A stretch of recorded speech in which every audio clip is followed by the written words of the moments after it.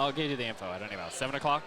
7 o'clock, yep. 7 o'clock. Back here at MJ BizCon 2022 with Sam, Berekk, and Bryan.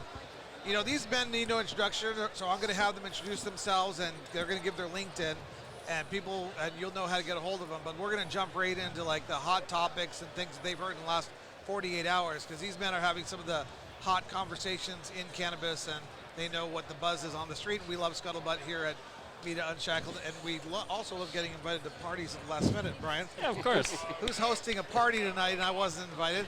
But that's okay. We mailed you a physical invite. I can't believe you didn't RSVP. It's always invited. Sam, it's in the mail. Introduce yourself again to the audience. Hey, everybody. Sam Richards, CEO of Onpoint Labs in beautiful Snowflake, Arizona. Bryan? I mean, Berekk? Yeah, Berekk Blackwell, You're next. COO of Zoned Properties. Bryan Mclaren, Zone Properties. Yeah, you know, I love when the audience gathers and people start taking photos because Sam's here. I know. You know, it's like we're VIP. Oh, We man, got an I love audience that. now. I love that. Sam's going to speak. They're going to all listen. Wisdom will be shared. Absolutely, absolutely. Well, we were talking We'll about quote REM, whatever you want. Yeah. You know, there's so many hot topics in cannabis. We were talking about a zoning one, but we don't need to get into that a little bit right now. But let's get to like some of the conversations you guys are having, what people are talking about, new technologies, new licensing, new applications. I mean, just start with you, Bryan. What do you hear out there as you're cruising around? I mean, what is this, the 10th year of MJ BizCon? Or close to it? I mean, just walking around the expo floor, but the conference in general, you can see the momentum of the industry we're all in.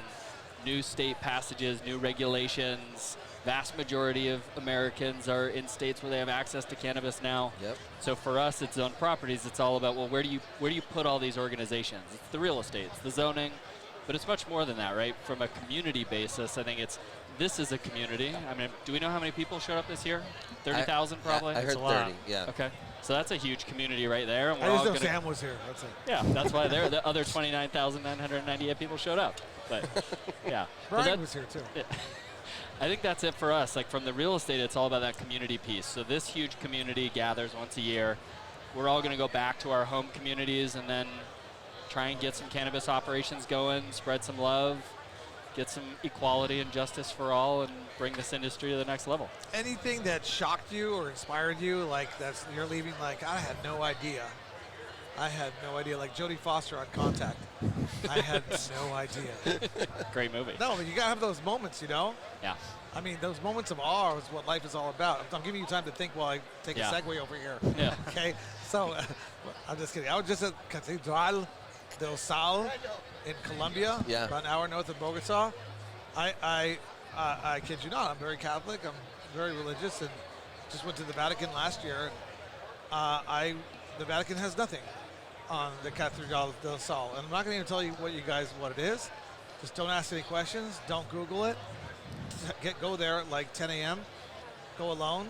Spend the day. It's life-changing. Yeah. Anyways, Awesome. but now that I gave you enough time to think for an answer to that question. I got a really simple one. I mean, so here's the analogy. In life, if you can figure out when a community is good, at a grocery store, people put their shopping carts back where they belong. So here's what I figured out for cannabis. When the cabbies, Uber drivers, Lyft drivers are like not just totally on board with cannabis, but they're no longer shocked by it. It's like, oh yeah, great, cannabis is here. Like, glad you guys are all here. Yeah. Versus what, 4 or 5 years ago, even 2 years ago here, it's like, whoa, cannabis. Right. Now it's common. So for me, that was pretty shocking. Berekk, what about you? Any conversations that you want to share that nobody else should know about, or any sort of like interesting insights that you've gathered along the way? I think my big revelation the last couple of years. So I'm new to the industry, 2 years now. 2 years? So in cannabis years, it's going on 20. I feel like it's 2 decades. It's been it feels like it's been longer, but just seeing how much different even the industry is now as it was when I started. We're really active right now in markets like Mississippi and Alabama, which when I got started was not even really on the radar, and probably for a lot of operators, I think it's surprising that kind of forward movement is happening so fast. so yeah, so dealing with those issues, a lot of operators we talk to right now are all looking for real estate. There's a capital issue right now, so capital markets are putting a little bit of a strain on the industry, and so I think that getting creative, having strong partners, and going back to Bryan's point about community and the vendor relationships that you can build that are more than just business transactional partnerships. They're more looking out for each other. Who knows what the next year is going to look like? And I think that it'll be exciting. We're excited about the direction we're going and the direction the industry's going. It's going to be fun to watch. Any wow, I didn't know that shock and awe moments that you want to reflect on? I actually have another one. Yeah, in the industry, I think that one of the headlines recently, which to me, coming from outside the cannabis space, seeing a brand like Circle K, come out, and even if it doesn't happen, which it's probably not right away, but even the fact they were willing to put out PR like that, and was that? Can anybody unravel that? Because was that actually Circle K, the corporation that did that, or was that just like a land deal of an LLC that owned the lands that Circle K was under? So it really wasn't. No, they're part of it. Yeah. And I'll also give you another hot take. I don't think it matters because right now it's out there and people think Circle K is going to sell weed. It doesn't matter. Yeah, totally. Exactly. Perception being more important. I know, than shocker, reality. right? Shocker. Look at you, my Trump supporter. Okay, that's good. We'll leave the Circle K thing alone. But but I like to know because it's all about. There's all these hype things. All the it could be a new sponsor of Unshackled. Yes, oh, there you go. And we have another one coming. It's called Shackled. But that's that's an R-rated different podcast, intro by the way. At least it's PG level. Cannabis only. Sam, you are an astute man. You are a wise observer of the world. You've been cruising around for 48 hours. What do you see? What do you feel? With that kind of setup, I feel like the only response is just quoting Ric Flair and saying, woo! But no, I mean, I think that it's not going to help the children. Right. They're out there learning. Teach, Sam, teach. You always like it when I go philosophical, so I've been thinking about what I wanted to say. Go with it. I think that I'll be honest, and I wasn't super excited to be here this year. Really?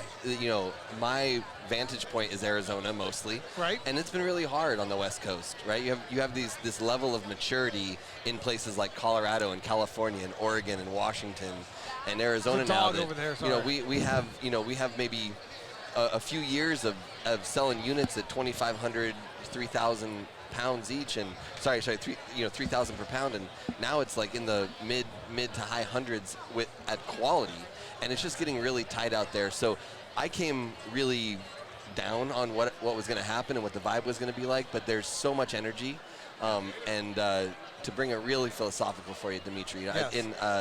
At a yoga the other day, at the end of the class, the teacher was like, okay, we're going from corpse pose to fetal to remind us all that death is the door to rebirth, and that cycle is what we need to remember. And I think that you can get really lonely and isolated, and to Bryan's point earlier, that's what BizCon is all about, right?